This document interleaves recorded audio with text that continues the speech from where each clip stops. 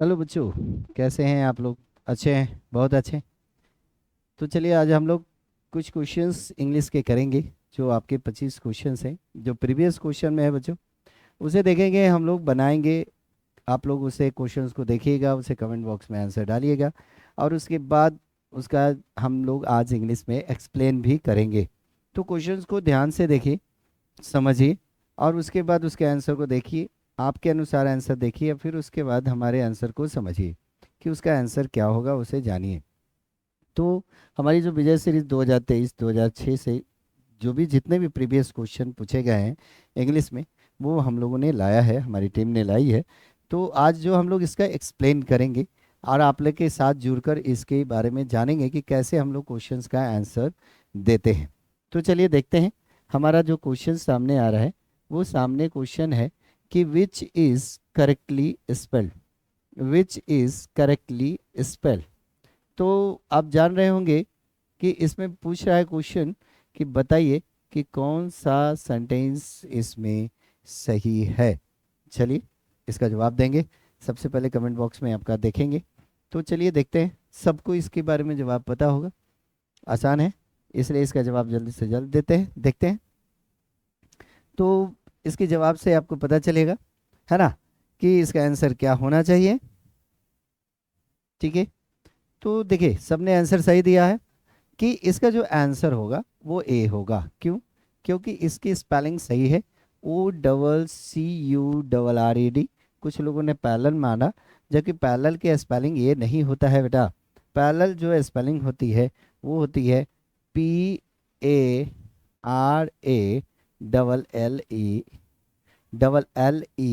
Parallel. Parallel की spelling ये होती है। उसी तरह से ओकेजन, कुछ लोगों ने ओकेजन डाला था, लेकिन याद रखना, ओकेजन में डबल सी जो होता है, ओकेजन सबको पता होगा, है ना, डबल सी होता है ओकेजन में। उसी तरह से हेरिडेटरी में भी ई होती है, DITARY, ये होता है। कुछ लोगों ने मारा पैरेलल, लेकिन पैरेलल की स्पेलिंग गलत है। कुछ लोगों के आंसर है तो वो गलत है। आंसर हमारा क्या होगा? एकर्ट, यानी इसकी स्पेलिंग क्या होगी? OCCURED। अब हम लोग जो है नेक्स्ट क्वेश्चन की ओर चलते हैं।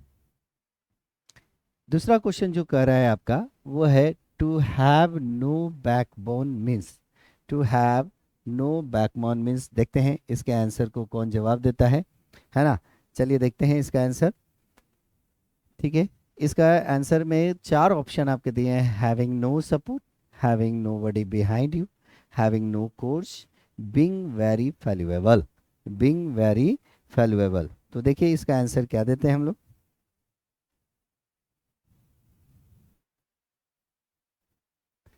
इसको, चलिए, आ रहा है आना, ठीक है। तो देखते हैं हम लोग इसमें क्या। चलिए, कुछ का सही जा रहा है, वेरी गुड। तो अब देखते हैं, टू हैव नो बैकबोन, यानी बैकबोन का मतलब तो समझते हैं, ऐसे रीढ़ की हड्डी होती है, यानी सहारा। बैकबोन मतलब सहारा, हैव मतलब होना, है ना बच्चों, यानी सहारा नहीं होना। नो लिखा हुआ है ना, नो मतलब नहीं, यानी सहारा नहीं होना, ये बैकबोन। तो इसमें से कह रहा है कि इन चारों में से क्या होगा, है ना। ठीक है, इन चारों में से क्या होना चाहिए कि टू हैव नो बैकबोन, मतलब कोई भी बैकबोन यानी एक तरह का सपोर्ट। तो यहाँ हैविंग नो सपोर्ट दिया, having no buddy behind you, having no course, being very flexible, ये तो होगा नहीं। सबसे पहले इन्हीं तीनों में से मोर अप्रोप्रिएट क्या होगा? तो नो बैकबोन कहने का मतलब क्या हो जाता है? टू हैव नो बैकबोन का मतलब होता है कि आप में किसी भी तरह का कोर्स नहीं, कोर्स समझते हैं, साहस नहीं है। इसलिए इसका रियल मीनिंग जो होगा, सपोर्ट नहीं होगा, बैकबोन, यानी यहाँ पे इसका रियल जो फ्रेज होगा वो होगा हैविंग नो कोर्स। और कुछ लोगों ने इसका आंसर सही दिया, और इसका आंसर जो होगा सी आंसर होगा। अब देखो यहाँ पे आंसर कर रहा है द एंथोनिज्म ऑफ इम्पेरियस। अब बात यहाँ आती है कि साइनो एंटो अगर आपको याद रहेगी तो डिफिनेटली आप इसका जवाब दे सकते हैं। अब यहाँ देखिए कि इम्पेरियस का मीन्स क्या होता है। सबसे पहले चलिए आंसर देंगे हम लोग। आप देखें, मैं दे रहा हूँ, देख रहा हूँ, ठीक है ना।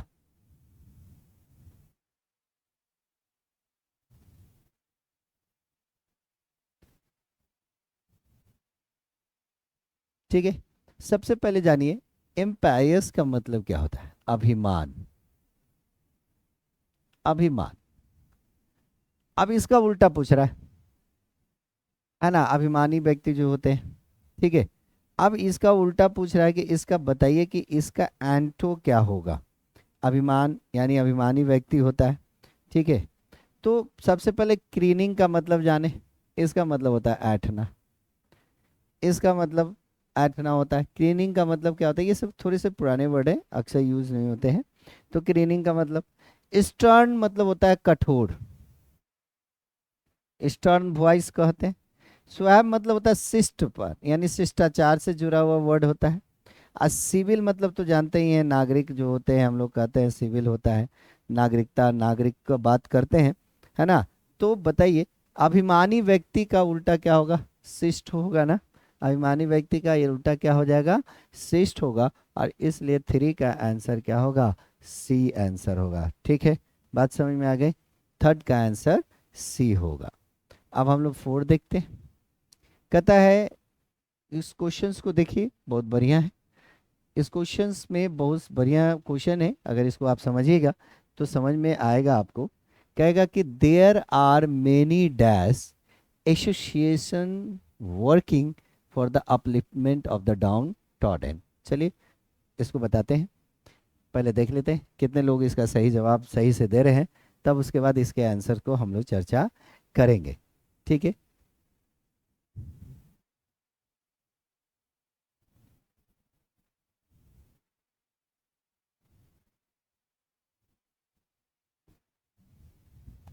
चलिए बहुत बढ़िया आंसर दे रहे हैं, वेरी गुड, है ना। तो इसका आंसर जो हैगा, क्या आंसर होगा आपका, कि there are many association, association यानी कह रहा है कि ऐसा कोई एसोसिएशन होगा जो अपलिफ्टमेंट करेगा, है ना। अपलिफ्टमेंट करेगा किसको, डाउन ट्रोडन को। अपलिफ्टमेंट करेगा किसको, डाउन ट्रोडन। डाउन ट्रोडन एक निगेटिव सेंस है, इसका मतलब क्या होता है कि सफर फ्रॉम बैड ट्रीटमेंट। मान लो कोई ऐसा बंदा है जो उसके साथ बड़ा ही गलत व्यवहार किया, वैसे लोगों के लिए एक एसोसिएशन काम कर रही है ना, जो जो पीड़ित है बैड ट्रीटमेंट से, और उसको उठाना है। अपलिफ्टमेंट मतलब क्या कहता है, इम्प्रूवमेंट देना है। अपलिफ्टमेंट मतलब क्या कहता है, अपलिफ्टमेंट मतलब इम्प्रूवमेंट। तो कह रहा है ऐसा कौन सा संस्था है जो, आपको इन चारों में से एक ऐसा वर्ड मारना है जो इस अर्थ को पूरे को समझा रहा हो। तो यहाँ कहता है कि बहुत सारी ऐसी संस्थाएं हैं जो काम कर रही है वैसे लोगों के लिए जो किसी गलत बैड ट्रीटमेंट से पीड़ित हैं, और जिनको उठाना है, इम्प्रूव करना है, जिसको सुधारना है। तो यहाँ पे आप ह्यूमनी, मानवता का तो नहीं देंगे, फ्रेंडली, मैत्रीपूर्ण, मर्सीफुल, दयालु, और है ना, फिलनैंथ्रोपिक जो होता है परोपकारी। तो डिफरेंट है यहाँ पे, है ना, जो है ये एक, यहाँ पे डिफिनिट है, हमको क्या लाना होगा, कोई एग्जेक्टिव लाना होगा। देर आर मेनी, है ना, एग्जेक्टिव लाना होगा। क्या है, मेनी है, डिफिनिट है, और एसोसिएशन क्या है, नाउन है ना। तो यहाँ पे हमें कुछ ऐसा लाना है जो मेनी के साथ सेट हो सके। तो देखो फ्रेंडली तो नहीं दे सकते, दोस्तीपन तो नहीं। यानी यहाँ पे ये सेंटेंस के सेंस से क्या पता चल रहा है कि कोई परोपकार का ही काम कर रहा है, किसी मतलब गिरे हुए को उठाना। और इस कारण से हमारा जो आंसर होगा वो फोर का डी आंसर होगा। फोर का आंसर क्या हो जाएगा, डी। हम लोगों को क्या देना है, परोपकारी संस्थाएं जो काम कर रही हैं, है ना, किसके उठाने के लिए, किसको, जो बैड ट्रीटमेंट से पीड़ित हो। बात समझ में आ रही है बच्चों, यहाँ तक समझ में आ गया। नेक्स्ट क्वेश्चंस की ओर हम लोग चलें। देखिए फिर से वही बात हो गया, ये शेक्सपियर की कुछ किताबें हैं, है ना, जिसमें से रोसालिंड है, एक कैरेक्टर है ना। ये शेक्सपियर की एक कैरेक्टर जिसमें ये एक लैंडलॉर्ड है, जिसमें जो रोसालिंड है, जो आपका नाम यहाँ कैरेक्टर दिया है, ये शेक्सपियर चूंकि बहुत सारी किताबें लिख चुके हैं, तो शेक्सपियर की एक किताब में से, अब उस किताब का पूछ रहा है कि उस किताब में ये कौन कैरेक्टर है। तो इसका आंसर चलिए देखते हैं कितने लोग सही देते हैं।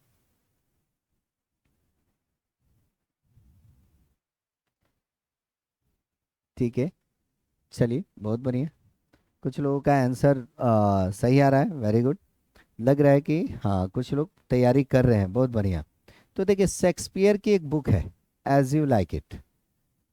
अधिकतर ने सही जवाब दिया। एज यू लाइक इट जो है वो ये किताब है। ठीक है, तो एज यू लाइक इट जो होता है, समझ में आ रही है? तो बात समझ में आ रही है? तो इसमें ये जो रोजा लिंड है ये एक हीरोइन है, एक्ट्रेस है। ये क्या है?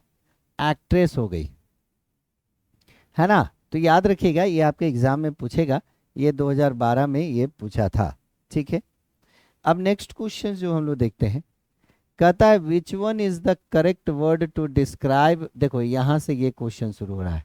A person who is curious to women, है ना? मतलब ये शिष्ट यानी वुमेन के प्रति जो है वह अच्छे व्यवहार, गुड व्यवहार रखता हो, शिष्ट व्यवहार रखता हो, वैसे व्यक्ति को क्या कहते हैं? इसमें से आपको बताना है कि ऐसे व्यक्ति को क्या कहते हैं। चलिए देखते हैं, है ना? इसका आंसर कौन सही देते हैं? ठीक है, ये आपको याद रखना पड़ेगा। ठीक है बच्चों, ये आपको क्या करना पड़ेगा, थोड़ा सा इसको याद रखना पड़ेगा ताकि आप आराम से इसका जवाब दे सकें, है ना?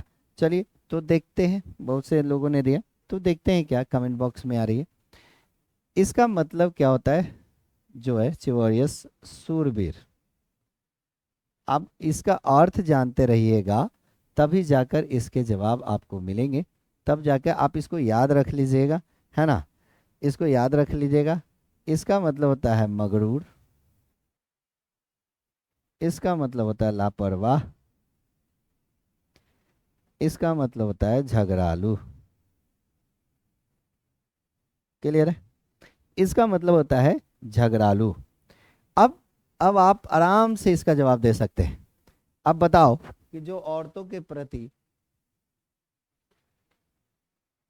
अच्छा व्यवहार रखता होगा उसे हम लोग क्या कहेंगे? जो औरतों के प्रति अच्छा व्यवहार रखता होगा उसे हम लोग क्या बोलेंगे? तो डिफरेंट है। अब तो आपका आंसर सवाल आराम से हो जाएगा कि इसका आंसर जो होगा वो क्या हो जाएगा? सूरबीर। क्योंकि मगरूर आदमी तो कभी औरतों के प्रति व्यवहार रखेगा नहीं, लापरवाह आदमी तो खुद अपना ध्यान रखेगा ही नहीं, तो वो औरतों के प्रति शिष्ट कैसे रहेगा?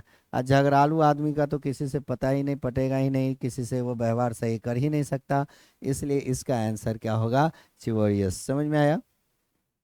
नेक्स्ट क्वेश्चन है कि which of the following executive is correct, describe a liar who is a great skill for lying. यहाँ पे भी है एक क्वेश्चन, यहाँ देख लो, ये क्वेश्चन आ रहा है। इस क्वेश्चन को समझो कि एक झूठा व्यक्ति जिसको झूठ बोलने का स्किल है, बहुत बढ़िया स्किल है, मतलब हमेशा झूठ बोलता है, तो उसके लिए कौन सा वर्ड इन चारों में से अप्रोप्रिएट होगा? इसमें से कौन सा वर्ड आपको इन चारों में से अप्रोप्रिएट लगेगा? इसका आंसर देंगे जल्द से जल्द।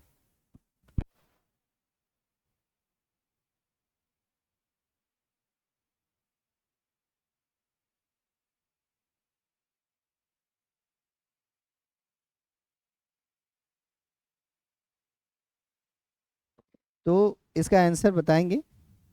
चलिए, सही है, आंसर इसका शेयर करेंगे।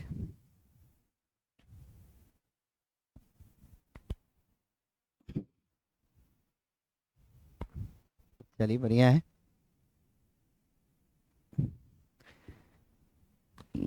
आंसर इसका देंगे। देखो, कॉन्जेंशियल मतलब क्या होता है? जन्मजात, है ना? जन्मजात। कंजेंशियल मतलब क्या होता है? जन्मजात। असुधार मतलब जिसको इम्प्रूवमेंट ना किया जाए। दीर्घ, क्रॉनिक, बहुत आगे, क्रॉनिक मतलब बड़ा, दीर्घ, है ना? और वो एक होता है वर्ड कॉन्जिमेट। कॉन्जिमेट जो वर्ड होता है उसका मतलब होता है समापन, खत्म करना, समापन करना। तो अब बताओ इसके नजदीक कौन होगा? ऐसे तो सब इसके नज़दीक नहीं लग रहा है, लेकिन ये कह रहा है क्या कि इसमें से कौन जो ऐसा होगा जो बढ़िया से इसको डिस्क्राइब कर सकता है ना। तो अब हम मोर अप्रोप्रिएट, यानी कह रहा है कि जिसके पास झूठ बोलने की बहुत बढ़िया स्किल है, तो जन्मजातीय ही दिया जा सकता है, क्रॉनिक या कंजमेट या इनकरेजुअल तो दिया नहीं सकता है। इसलिए इसका आंसर हम लोग जन्मजातीय ही देंगे, जिसके पास, यानी यहाँ कहने का मतलब एक झूठा व्यक्ति जिसको झूठ बोलने की स्किल बहुत सालों से है, तो वैसे व्यक्ति के लिए हम लोग कंजेंशियल वर्ड ला सकते हैं, है ना। बात समझ में आ रही है। नेक्स्ट क्वेश्चन देखते हैं। Shylock was a character in the following play of Shakespeare. देखो फिर आ गया एक और कैरेक्टर, इसमें आ गया साइलॉक। इसमें एक और कैरेक्टर है, अभी इससे पहले एक कैरेक्टर देखे थे, फिर इस कैरेक्टर को हम लोग देखते हैं कि साइलॉक जो है वो कैरेक्टर कौन है। ये भी आ गया आपका शेक्सपियर का, है ना। शेक्सपियर की एक और किताब है ना। तो पूछ रहा है कि इसमें बताइए साइलॉक कौन है, ठीक है। तो चलिए देखते हैं। तो इसमें जो आप देख सकते हैं कि इसका आंसर जो होगा वो होगा the merchant of Venice. The merchant of Venice, जिसमें जो साइलॉक था वो लैंड, है ना, जो लैंड होता है लैंड लेडर, है ना, वो था जो आपको इसको जो ये था, जो ये मनी लेंडर था। साइलॉक जो था एक मनी लेंडर था, जो शेक्सपियर की एक किताब है द मर्चेंट ऑफ वेनिस, जो बहुत सक्सेसफुल भी है और बहुत ज़्यादा चर्चित भी है। क्लियर है। नेक्स्ट क्वेश्चन जो हम लोग देखते हैं, यहाँ पे देखो प्रीपोजिशन लगाना है। In please agree him the correct fill in the blanks, ये 2022 में क्वेश्चन पूछा हुआ है। चलिए इसके लिए कम समय देंगे, कमेंट बॉक्स में आंसर आ रहा है, ठीक है। इसका आंसर कुछ लोग मार रहे हैं फॉर, कुछ लोग कमेंट बोल रहे हैं फॉर या बाई। तो बाई और फॉर तो बेटा एग्री कभी लेता ही नहीं है, याद रखना। एग्री के साथ याद रखना। चलो कुछ लोगों ने सही आंसर डाला। एग्री के साथ जो है हम लोग विद भी लेते हैं और एट भी लेते हैं। जब ह्यूमन समबडी होगा तो विद लेंगे, और समवन होगा तो हम क्या लेंगे, ऐड लेंगे।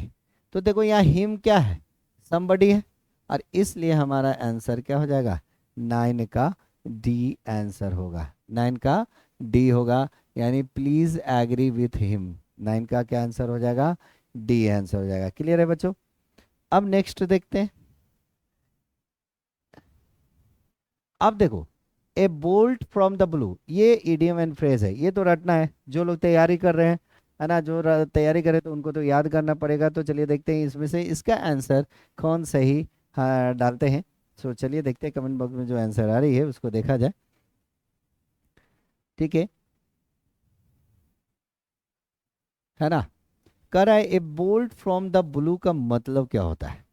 ए बोल्ट फ्रॉम ब्लू का मतलब क्या होता है, मतलब अगर आपको याद होगा, चलिए कुछ लोग, ठीक है, सही बात है। तो ए बोल्ट फ्रॉम ब्लू का मतलब जो होता है, ए बोल्ट फ्रॉम ब्लू जो होता है, इसका मतलब क्या होता है ना, कि मतलब बुरी तरह से चका चौंका देना, है ना, बुरी तरह पीटना, चौंका देना।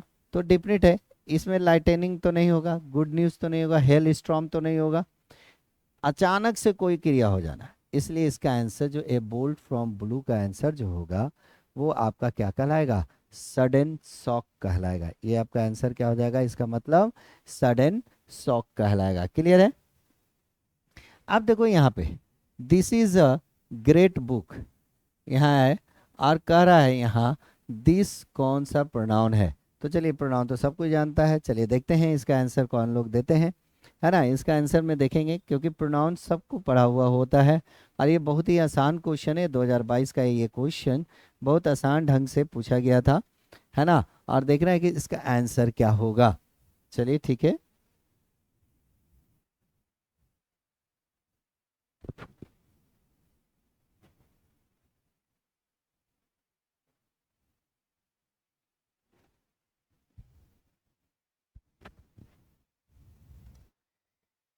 देखिए प्रोनाउन है, तो दिस इम्पैटिक प्रोनाउन है, पोसेसिव प्रोनाउन है, डेमोन्स्ट्रेटिव प्रोनाउन है, पर्सनल प्रोनाउन है।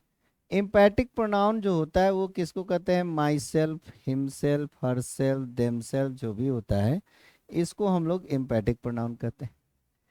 पोसेसिव प्रोनाउन जो होता है वो क्या होता है आपका? माई होता है ना। जो भी आपका यहाँ पे ये पोसेसिव जो है प्रोनाउन भी हो सकता है और एग्जेक्टिव भी हो सकता है। जब पोसेसिव प्रोनाउन होगा तो क्या कहलाएगा? जब पोसेसिव प्रोनाउन होगा तो माइन कहेंगे, आवर्स कहेंगे, योर्स कहेंगे, देयर्स कहेंगे, ठीक है। और जब एग्जेक्टिव होगा तो क्या कहलाएगा? माई कहलाएगा, आवर कहलाएगा, योर कहलाएगा। डेमोन्स्ट्रेटिव जो होगा वो क्या कहलाएगा? This, that, these, those. इसे हम लोग क्या बोलेंगे? डेमोन्स्ट्रेटिव प्रोनाउन कहेंगे। और पर्सनल प्रोनाउन हमारा कौन होगा? आई होगा, वी होगा, यू होगा, दे होगा, ही सी इट होगा। अब बताओ कि यहाँ क्वेश्चन पूछ रहा है कि this is a great book, तो इसमें दिस कौन सा प्रोनाउन है? तो डेफिनेट है हमारा आंसर क्या हो जाएगा? डेमोन्स्ट्रेटिव प्रोनाउन, क्योंकि दिस, दैट, दीज, दोज को हम लोग डेमोन्स्ट्रेटिव प्रोनाउन कहते हैं, ठीक है। अब यहाँ पे एक क्वेश्चन है, इंडिगेंट, इसका अर्थ क्या होगा? ये चार ऑप्शन दिया गया है, इन चारों में से बताना है कि इस चारों में से अर्थ क्या होता है, इंडिगेंट का मतलब क्या होता है।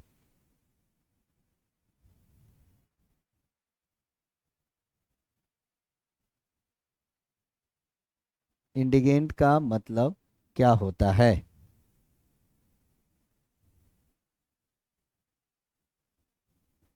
ठीक है, चलिए, बहुत बढ़िया, जवाब आ रही है, कमेंट में डालें। तो कहता क्या है इंडिगेंट? इसका मतलब होता है जरूरतमंद, यानी एकदम गिरा हो व्यक्ति, जरूरतमंद, जो नीड पर्सन है, नीडेड। तो इनोसेंट, मासूम। हार्मलेस मतलब होता है कि जो हानिपूर्ण ना हो। डाइंग मतलब जो सूखा हुआ ना हो, जो हानि युक्त ना हो। और पुअर मतलब, पुअर किसको कहते हैं? नीडलेस पर्सन, जो नीड हो, नीड वन। तो इसलिए इस इंडिगेंट का मूल अर्थ क्या हम देंगे? बी, 12 का आंसर बी देंगे। और इसका आंसर क्या होगा? पुअर आंसर होगा। क्लियर है बच्चों?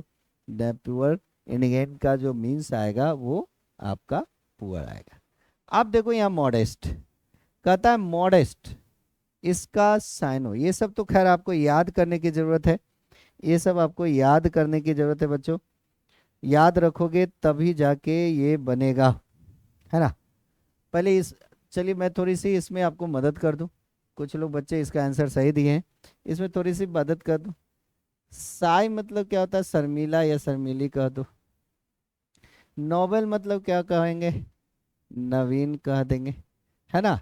नॉवल मतलब क्या कहेंगे बेटा? नॉवल ऐसे उपन्यास भी होता है, लेकिन यहाँ NOVEL है, इसका मतलब क्या कहेंगे आपको, है ना, नवीन कह देंगे। काम मतलब शांत कह देंगे। और सॉबर मतलब समझदार। अब सबसे बड़ी बात है क्या, कि हमें मॉडेस्ट का मतलब अगर जानते रहेंगे तभी तो बनाएंगे। तो मॉडेस्ट मतलब या तो शांत या विनम्र, इसका अर्थ जो होता है वो या तो शांत होता है या विनम्र होता है। तो डिफिनिट है, इसके अनुसार मेरा जो आंसर होगा वो क्या हो जाएगा? डी आंसर होगा। मॉडेस्ट का मतलब क्या हो जाएगा? काम यानी शांत। क्लियर है बच्चों? समझ में आ गई?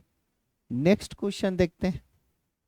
अब यहाँ देखो, बहुत बढ़िया चीज है, ये एक वर्ड है और इस वर्ड के आधार पर आपको सोचना होगा, सेंटेंस को पूरा पढ़ना होगा और तब का पढ़ के बताना होगा कि इस रुमिनेट का मतलब आखिर क्या होता है। इस रुमिनेट का मतलब आखिर क्या होता है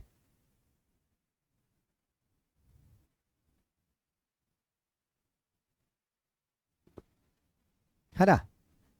चलिए ठीक है, सही है, ठीक है। कहता है देखो, टू रुमिनेट, डिफिनेट है, ये तो एक वर्ब है ना, ये तो एक वर्ब है। अब यहां से देखो कह रहा है, to ruminate and by such dreaming high is nearest into heaven quite caves. खो से ज्यादा आपको क्या जरूरत चाहिए? स्वर। यानी यहाँ पे कहता है आपको सपना जो दिखाते हैं, ऊंचे सपने देखिए, और ऊंचा सपना और रुमिनेट, रुमिनेट का मतलब क्या होता है, गहरी सोच। आपको अंदर से बाहर, यानी कहने का मतलब है गहरी सोच और ऊंचे सपने आपको ज्यादातर कहाँ नजदीक लेके चले जाते हैं, स्वर्ग के नजदीक। यानी उसी सोच ही ऊंची एम के पास आपको लेके जाते हैं। यानी रिमिनेट मतलब यहाँ सेंस आ रही है गहरी सोच की, और इस कारण से आंसर हमारा क्या हो जाएगा, 14 का आंसर जो हो जाएगा वो 14 का आंसर हमारा क्या आंसर आ जाएगा, सी आंसर आ जाएगा, टू थिंक डीपली, यानी गहरी सोच और ऐसे कई ऊंचे सपने हम लोगों को ले जाते nearest heaven, quite caves, caves मतलब खो होता है, केव कहते हैं ना खो, है ना, तो पिंजरा खो कहते हो। तो इसलिए यहाँ पे रिमिनेट का मतलब गहरी सोच होगा। अब देखिए एक क्वेश्चन है, आई हैव अ ड्रीम, ये ट्वेल्थ में आप लोगों ने पढ़ा होगा। कहता I have a dream that one day this nation will rise up and live out the true meaning of its creed, creed मतलब संप्रदाय, we hold this truths to be self evident that all men are created equal, all men are created equal, ये एक line दिया गया है और इससे related आपके क्वेश्चन पूछे गए हैं, इससे आपके रिलेटेड क्वेश्चन पूछे गए हैं। पहला क्वेश्चन है कि ये जो बोला है किसने बोला, हु स्पोक दिस। जो लोग बच्चे ट्वेल्थ में होंगे, ट्वेल्थ पढ़े होंगे लिटरेचर, तो वो बता सकते हैं कि इसका आंसर क्या होगा, क्योंकि आई हैव अ ड्रीम जो है वो ट्वेल्थ में रटे होंगे, ट्वेल्थ में उन्होंने इसको याद किया होगा कि आई हैव अ ड्रीम जो है ना, उसका आंसर क्या होगा, आई हैव अ ड्रीम किसने लिखा है, ठीक है, आई हैव अ ड्रीम किसने लिखा है। तो देखिए अगर ट्वेल्थ पढ़े हुए होंगे कैसे पकड़े, यहाँ पे देखो पहले ही चर्चा किए हुए है, I have a dream, I have a dream. अगर ट्वेल्थ के बच्चे बिहार बोर्ड के होंगे तो उन्हें जरूर याद होगा मार्टिन लूथर जूनियर किंग, ऐसे इसका मार्टिन लूथर किंग जूनियर लिखा हुआ रहता है ना। तो आई हैव अ ड्रीम किसने लिखा, मार्टिन लूथर, ठीक है, बहुत सारे बच्चों को याद भी है। अब कहता है which nation he was talking, देखिए उससे ही रिलेटेड क्वेश्चन है कि which nation he was talking about. तो चलिए ट्वेल्थ के बच्चे जितने भी पढ़े होंगे उन्हें जरूर ये पता होगा बिहार के बच्चों को कि आई हैव अ ड्रीम जो है उसमें मार्टिन लूथर किंग जूनियर ने किसकी देश यानी किस राष्ट्र की चर्चा की है। चलिए देखते हैं आंसर, देखते हैं किन लोगों ने सही आंसर दिया होगा, है ना।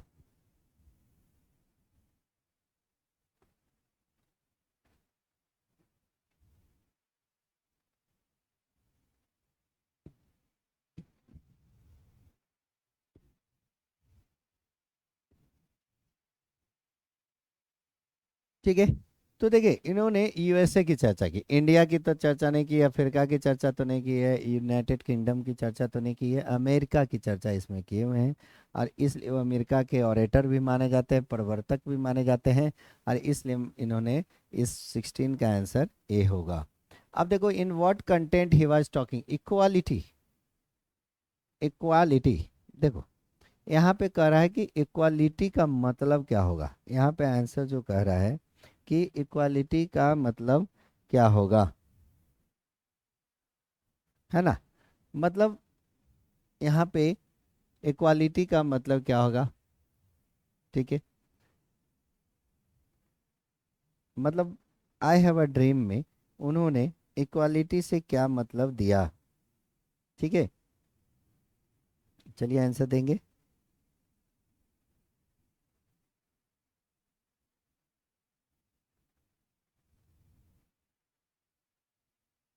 ठीक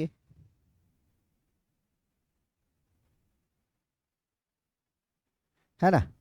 तो देखिए यहाँ पे सबसे पहले तो धन की बात नहीं की है, हैविंग अ मोबाइल की बात तो नहीं होगा, ऐसा तो नहीं है कि मोबाइल में इक्वालिटी होनी चाहिए, ये तो लग रहा है कि ऑप्शन ही गलत है।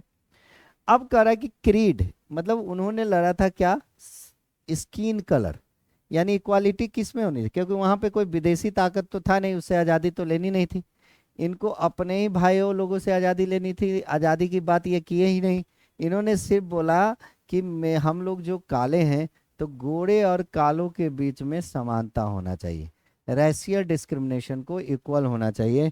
और यानी उन्होंने इक्वालिटी किस में होनी चाहिए, स्किन कलर में। और इसलिए यहाँ पे इक्वालिटी किसके लिए किया, स्किन कलर के लिए। यानी समानता वो किसके लिए कर रहे हैं बच्चों, वो स्किन कलर के लिए कर रहे हैं। इसलिए इसका आंसर जो 17 का है, 17 का आंसर जो होगा वो सी होगा।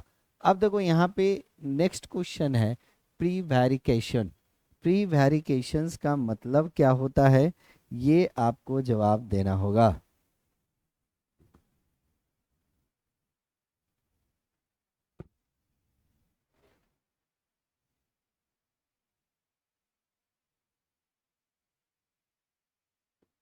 है ना,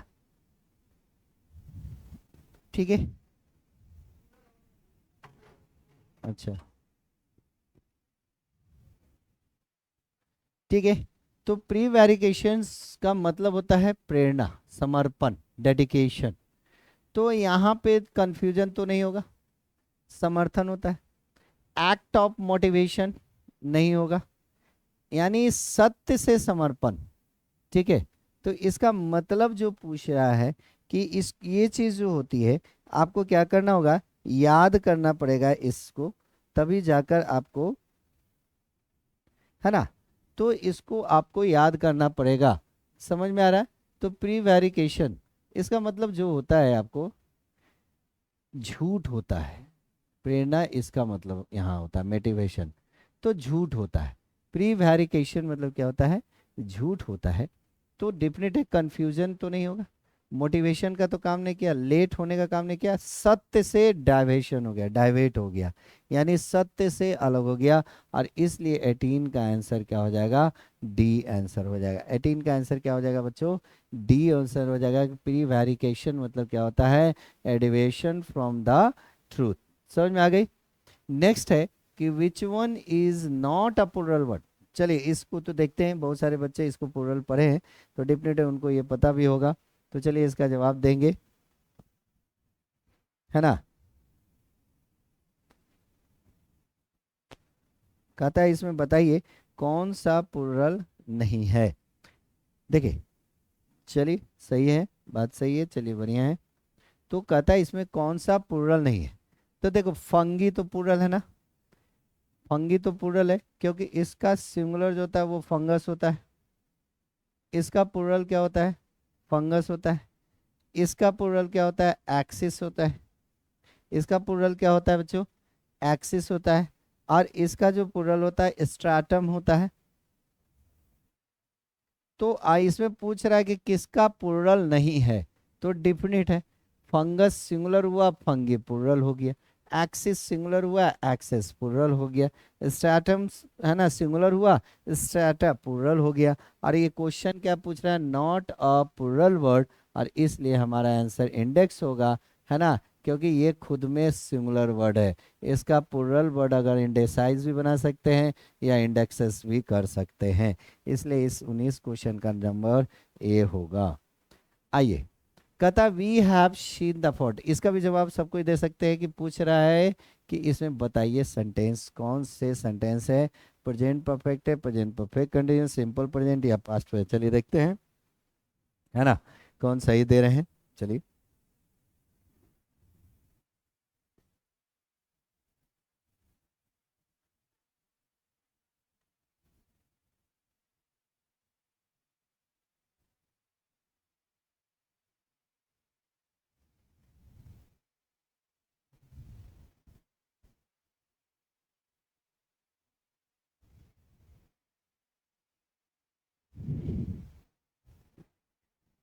ठीक है। तो देखो इसको कैसे, इसका आंसर क्या होगा, सबने सही जवाब दिया, अच्छी बात है। देखो ये सब्जेक्ट हो गया, हैव हो गया, भीतर हो गया, और ऑब्जेक्ट हो गया। तो subject plus has have plus भीतर जो होता है, उसका आंसर यानी क्या होता है, प्रेजेंट परफेक्ट होता है। और इसलिए इसका आंसर क्या होगा, ए होगा। क्लियर है बच्चों, बात समझ में आ गई। नेक्स्ट देखिए, today in the indirect speech version, ये भी आप बता सकते हैं, ये भी बहुत आसान है। चलिए जल्द से जल्द बताए इसका आंसर क्या होगा, है ना, जल्द से जल्द पता चलेगा इसका आंसर क्या होगा। ठीक है,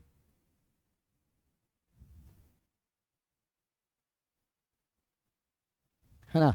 चलिए, तो देखो टुडे जो है, इसका जब हम डायरेक्ट से इनडायरेक्ट बनाते हैं तो टुडे का हम लोग क्या करते हैं, दैट डे करते हैं। Yesterday previous day, day after tomorrow जो होता है नेक्स्ट डे। तो इसलिए टुडे का जो आंसर होगा वो दैट डे। चलिए, ये भी बहुत लोगों ने सही दिया, बहुत अच्छी बात है, पढ़ाई हो रही है बहुत बढ़िया। अब कह रहा है टू बी टेकन अबैक। अब देखो ये भी एक फ्रेज है, इसको जो भी याद करेगा तभी ये इसका आंसर दे पाएगा कि टू बी टेकन अबैक का मतलब क्या होता है। चलिए इसका आंसर देखते हैं हम लोग, पहले आप जवाब दे। चलिए ठीक है।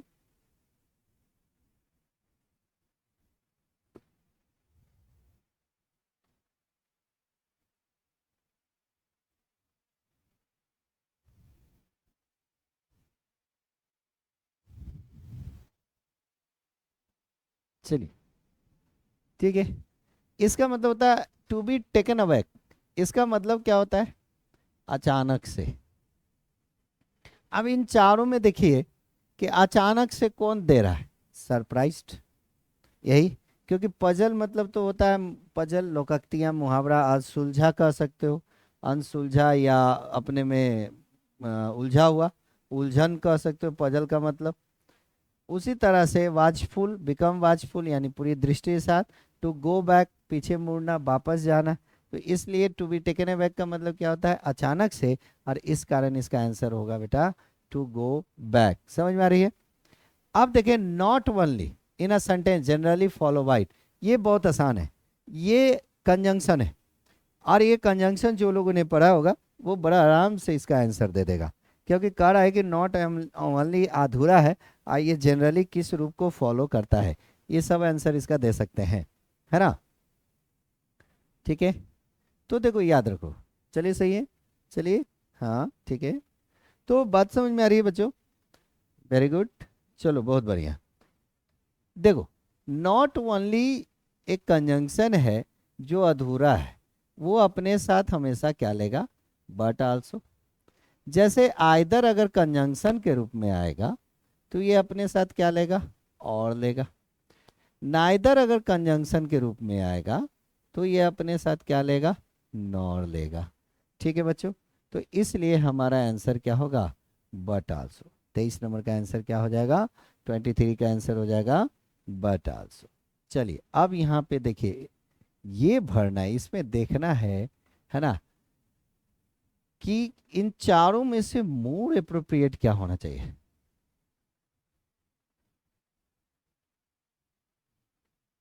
कहता है इन चारों में से कौन होना चाहिए, ये समझने वाले थे। इंडियड हिम, मतलब कहता है कि जो वास्तव में क्या होनी चाहिए हमारे अंदर, है ना। सबसे पहले इसकी हिंदी देखिए, हम किस चीज को चुनेंगे, है ना। हम किस चीज को, ह्यूमिलिटी है। ग्रेटिट्यूड कहते हैं किसी के साथ हम लोग धन्यवाद देते हैं, ग्रेटिट्यूड है मेरा। एंगर गुस्सा दिखाते हैं। स्नॉबरी मतलब दम्भ भरना, मतलब ज्यादा अहंकार दिखाना। तो इस सेंटेंस को करा कि चूज इंडिया, हम लोगों में से सब में क्या होना चाहिए, धन्यवाद होना चाहिए, गुस्सा होना चाहिए, दम होना चाहिए, कि ह्यूमिलिटी होना चाहिए। तो ह्यूमिलिटी होना चाहिए, नम्रता होना चाहिए, और इसलिए अधिकतर ने इसकी सही जवाब है 24 का ए आंसर होगा। नेक्स्ट है, who gave a speech in which the phase is a tryst with destiny. ये याद रखने वाली चीज़ है, ये एक दो बार आपको पूछ चुका है। तो ये खैर सब कोई जानता है, और सब ने इसे जवाब दिया कि ये नेहरू जी का कहना है कि ये ट्राइज विद डेस्टिनी। बात समझ में आया बच्चों। तो देखो इस तरह से हम उन्होंने 25 क्वेश्चन भी किए।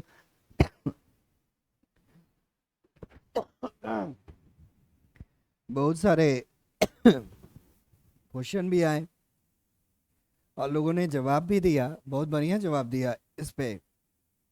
तो आज जो है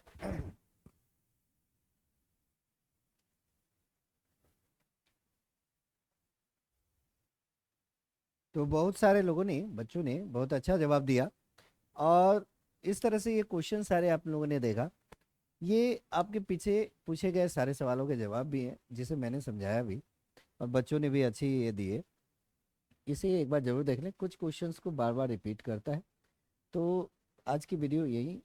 तो ये सारे क्वेश्चन जरूर एक बार देखें, समझे और शेयर करें, लाइक करें। So thank you, bye bye. ठीक है, ओके।